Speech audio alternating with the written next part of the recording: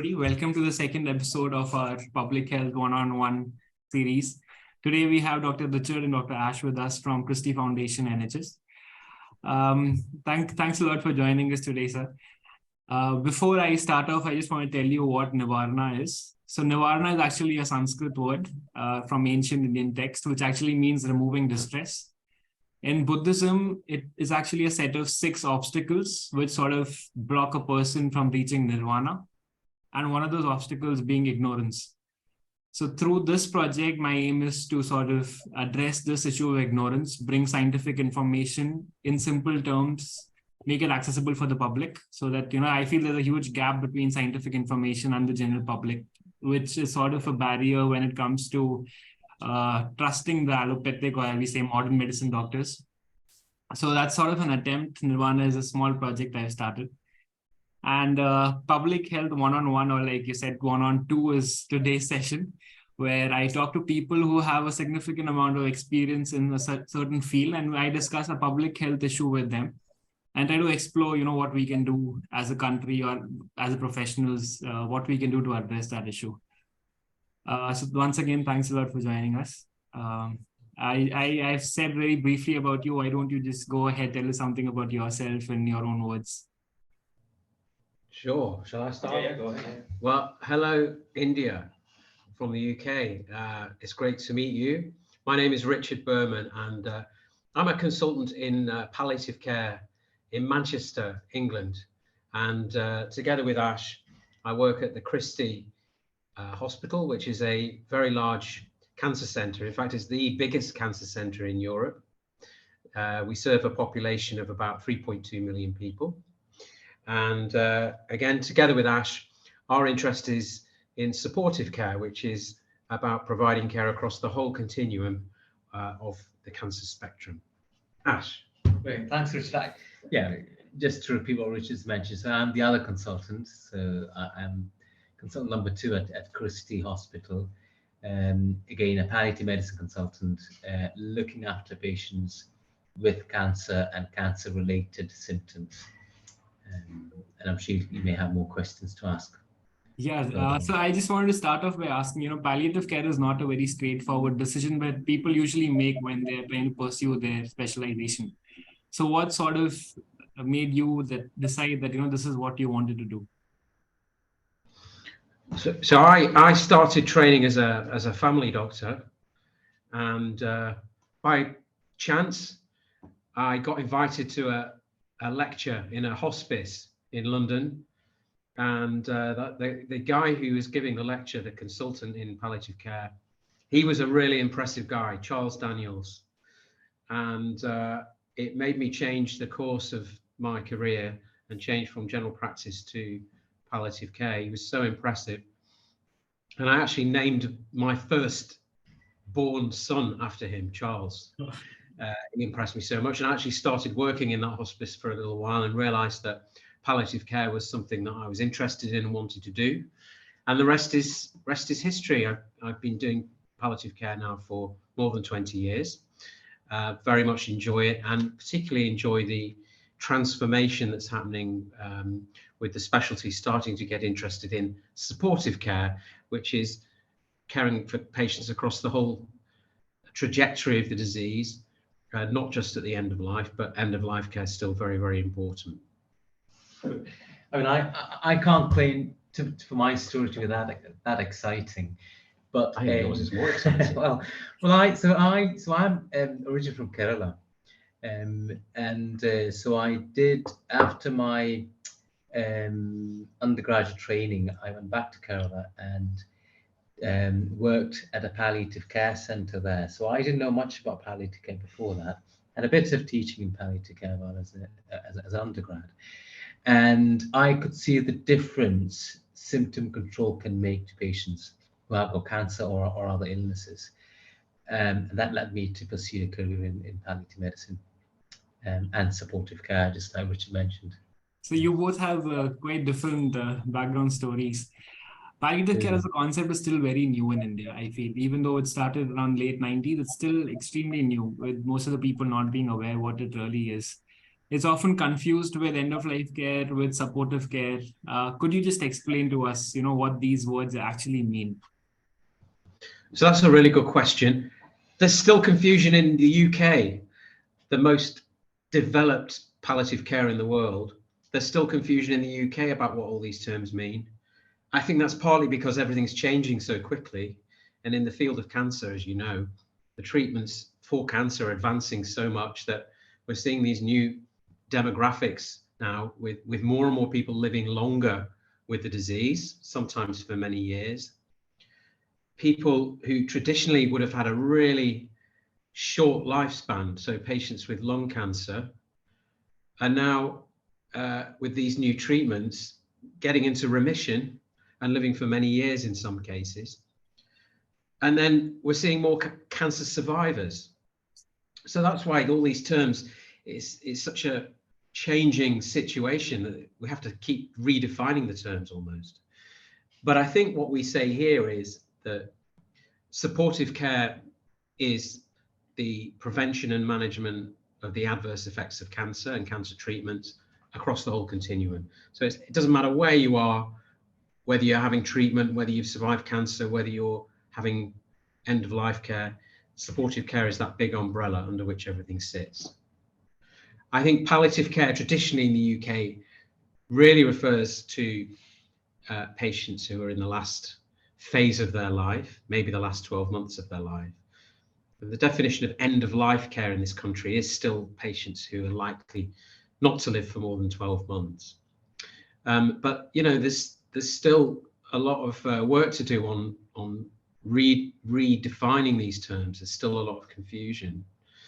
But part of the work Ash and I are doing here is to try and clear that up and work with colleagues across the UK and the world to write stuff on updating everybody about the definitions. Yeah, and you're right. There is a lot of confusion, and it's partly because palliative care started as end-of-life care for cancer patients, partly because 30 years ago, cancer meant death, basically. If you got cancer, you're highly likely to die within the next few months or maximum couple of years. But cancer treatment has changed hugely now, especially in the UK and in many countries. You're talking about living with cancer rather than dying from cancer. That said, quality of life and symptom control of patients has still remained a major problem. So we are at a situation where it's almost perverse. You can get good palliative care, good end-of-life care if you're dying. But if you got an active cancer and you got many more years to live, you don't have good symptom control.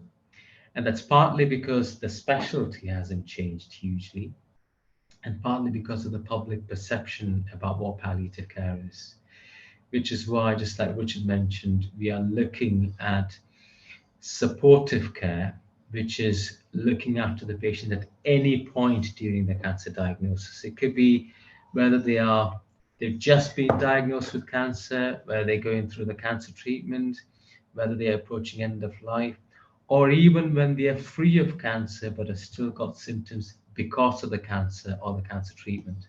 So it just covers so that you're not deprived as a patient just because you're not end of life. And just to give you an example, I'm going to ask you a question, Parth. Yeah. How old do you think I am? 42. 42? Yeah. Thank you. I love you. But no, I'm 50. You wouldn't believe it. 50 years old in a few days' time. So I was born in 1972. In 1972 in the UK, if you were diagnosed with cancer, the chances of you surviving 10 years on average were about 20 to 25%. So back in 1972, if you got diagnosed with cancer, you were very likely to die within 10 years. Now, 2022, 50 years later, you get diagnosed with cancer today in the UK, the chances of you surviving 10 years, more like 60%. And it's getting better all of the time. So when you get diagnosed with cancer today, you're more likely to survive 10 years than not to survive 10 years. And that's a challenge for palliative care, because we now have all these people who are living much longer on treatment. And how do we manage somebody's pain, for example, when they're going to be living for many, many years? So it's a really interesting time for all of this discussion. Definitely, like you said, even in India over the last century, the median age has gone from 36 to the current 71. So people are living even longer lives here as well. But at the same time, cancer diagnosis in India is just skyrocketing. It's gone up. Maybe because people are more aware, so they're getting more health checkups done, or is just the cancer incidence going up? It's still not clear.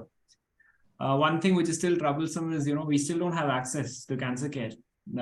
Most of the northeast part of the country is extremely cancer dense, esophageal cancers, colon cancers, oral cancers, but they have to travel all the way 3,000 to maybe 2,000 kilometers to reach a cancer hospital. And that's how so our problems are extremely difficult from your problem. For you, it's more like dealing with the aftermath of cancer, maybe mental health issues or pain issues. But here it's, even getting diagnosed is an issue here. So I have worked in oncology for a year. I worked in medical oncology for 1 year. And I faced a lot of misconceptions there, especially when it came to supportive care. For example, I remember a patient, stage 4 colon cancer, almost like maybe towards the end of life. We went to discuss palliative care options with the family, but they took it to be as the doctors are giving up on the patient. So that's something commonly I have faced. Is it something similar to what you guys face there, or you have some other problems there?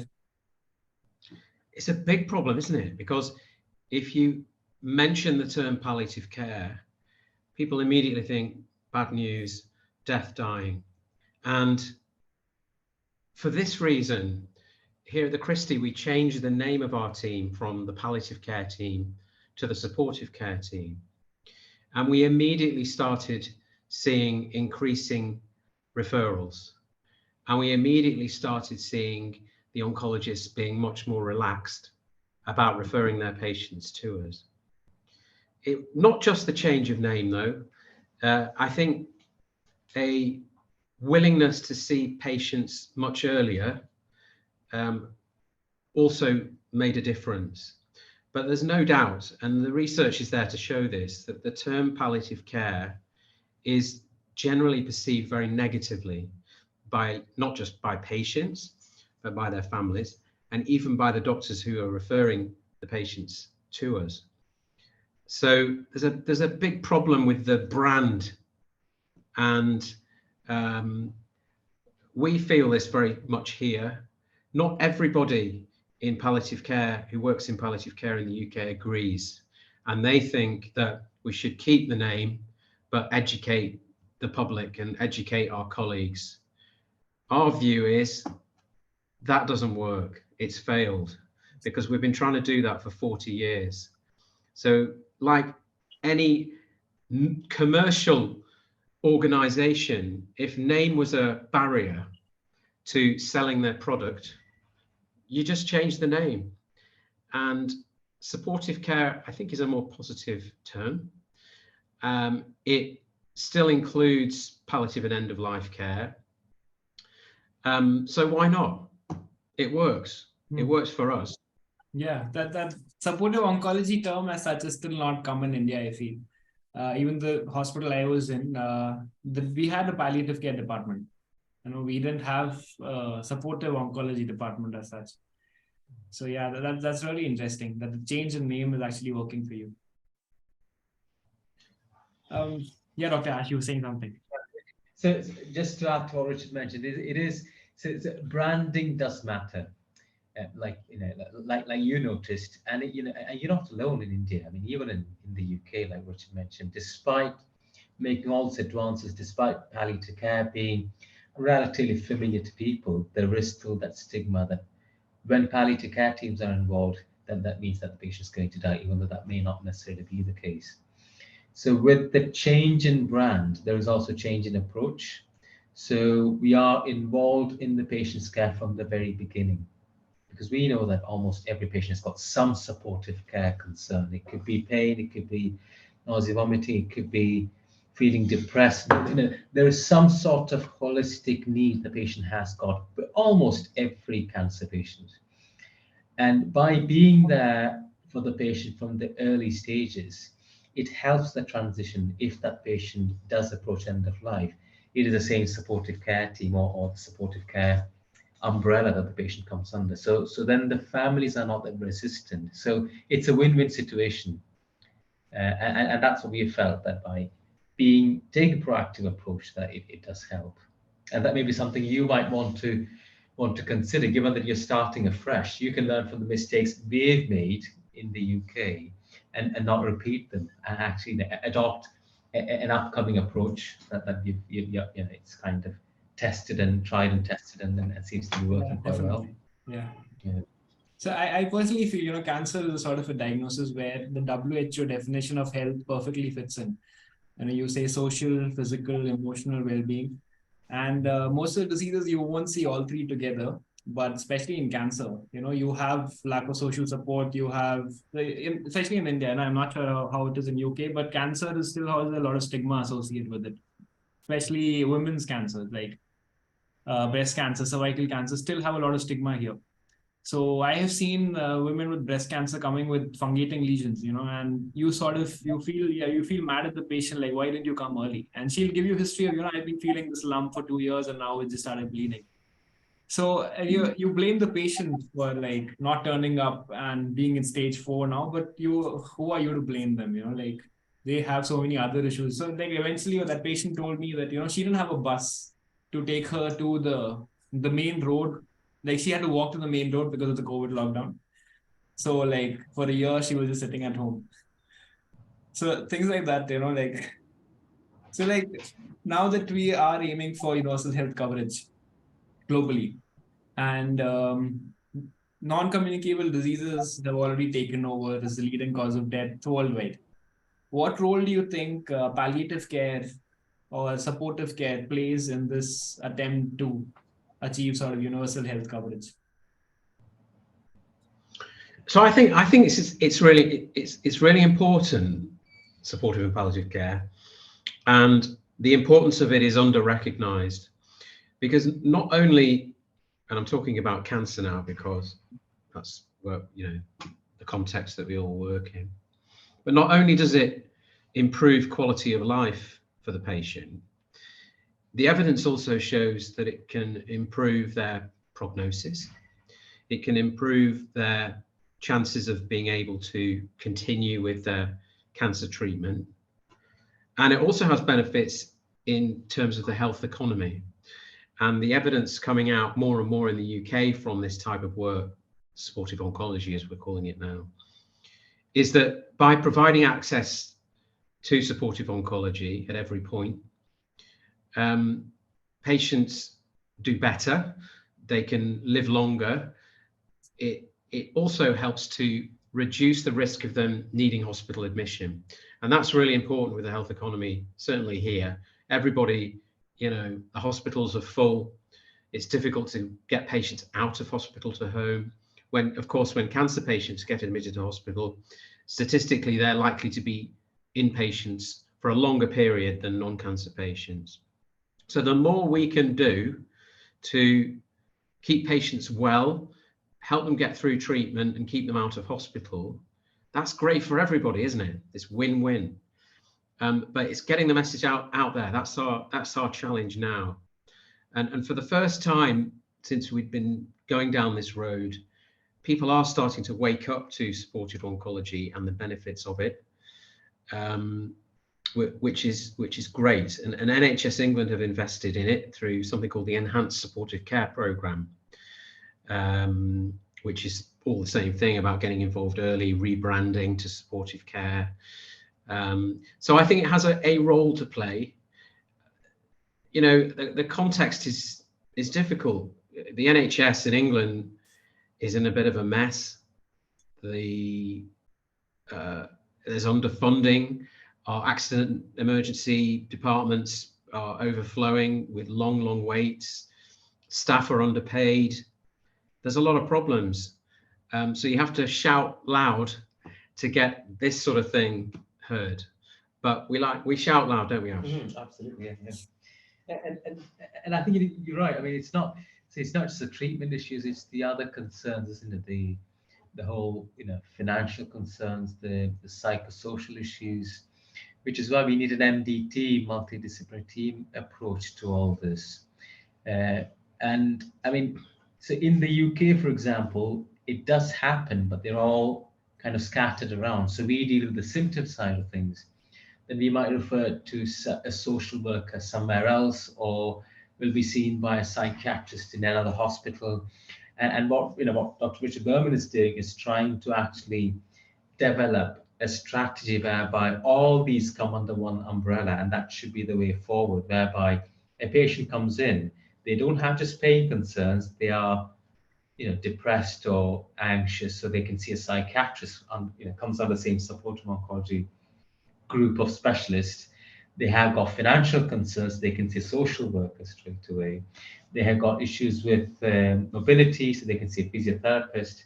So bringing all of that under one umbrella will, one, help the patient, to the word will spread around. So look, you don't need to worry about the financial aspects. There's someone there to help you, which will make people come into the hospital quicker. So it will help everyone in doing that. So I mean, Richard, you want to mention about your strategy that you're planning to put forward to bring all the different specialties under one? Yeah, so this is about bringing together all the supportive specialties. So our work in pain and symptom control, endocrinology, who help with the immune related hormonal problems, bone health, physiotherapy, exercise medicine, you name it. Putting this all together as one package under the label of a new specialty called supportive oncology is what we're working on at the moment. Why are we doing it? Why are we doing it now? Because there's a tsunami coming. There's a tsunami coming of patients who are going to be living with cancer. 2 million at the moment living with cancer in England, 4 million living with cancer by 2030 in England, and a tsunami of patients who are going to be surviving cancer. They all have needs, and we need to set the services up now. Like you rightly said, I feel in Indian perspective, the economics part plays a huge role. It's quality of life is, still not a very major issue of concern, the government side or even the health practitioner side. Quality of death is not even talked about. And eventually, if you have to convince the government here, you have to talk about money. And somehow, giving the option of because, even here, palliative care is mostly available in tertiary care centers. So somebody traveling from 3,000 kilometers away has to reach a tertiary center to get diagnosed with stage 4 cancer and then get palliative there. So they are thousands of kilometers away from home. They are in a much expensive center and away from family. So there are major issues. And sort of, if we convince the government that, palliative care is actually beneficial even in terms of the cost spent on healthcare. So maybe that could convince them. Like, for example, we have a national policy for palliative care, but it doesn't receive any funding. So there's no funds allocated to that policy. We have a policy for cancer screening, which should provide free cervical cancer, breast cancer, and oral cancer screening. But only 2% of the population has been screened with it, using that under that program. So major issues in India as well. So we have a long way to go. I am glad that you guys are doing something so actively in that field. So we should look up to you and sort of see if, your attempts sort of figure out what the change is needed. And maybe we could follow your steps eventually. My next question is going to be, just assume you have all the power in the world. You can do whatever you want. What is the one change in the public health system you would like to see, or global health system that you would like to see? I thought you were going to ask me what car would I buy? Because the answer then would have been probably a Porsche 911. Okay.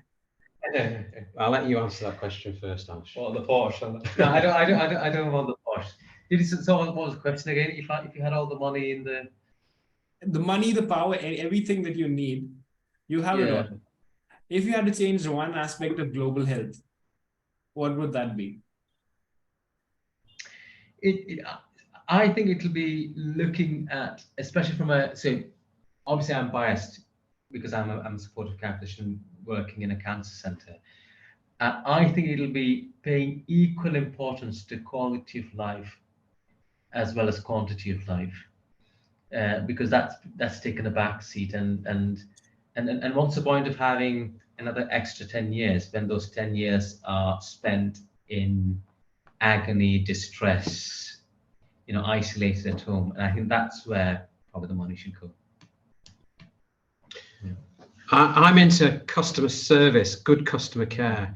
I think anybody who is diagnosed with an illness, if they have a problem, they need to know who to call, have access to the right expertise, and be able to get quick access to the service that they need. So I'd want to see that across all specialties. So even for diabetes or I don't know, cardiac issues, I'd want to see that set up for every specialty. Whereas at the moment, if people have a problem, they tend to not know who to call and where to go. And I think that's really bad in healthcare. When people are suffering and under stress already, there needs to be much more clarity on where people should go and who to call, and the services need to be set up. So as an example, in cancer, if a patient has a problem and they're having cancer treatment, I wouldn't want to see what's happening now, which is patients having to queue up in their ED with everybody else who's got a broken arm or a chest problem.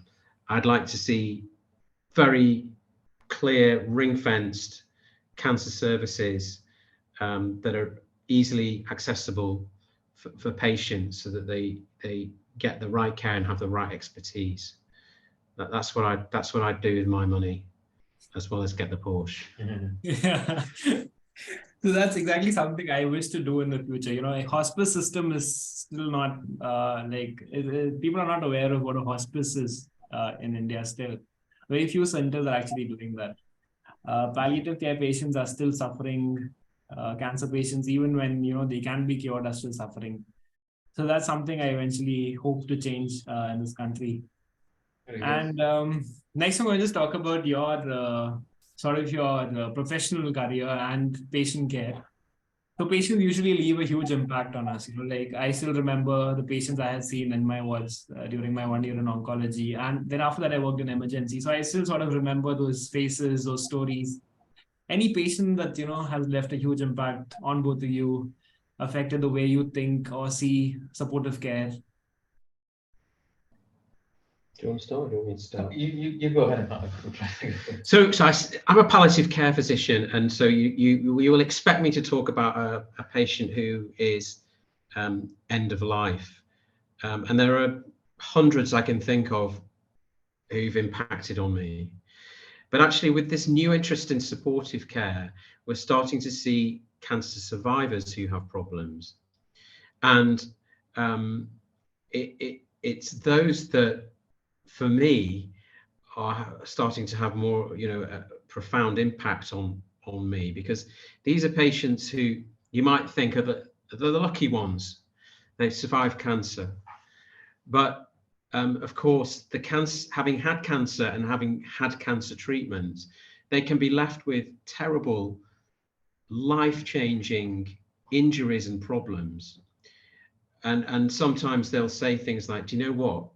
I wish I'd have died from the cancer, because these problems are so bad. So making a difference to that cohort, the cancer survivors, is something I find very rewarding at the moment.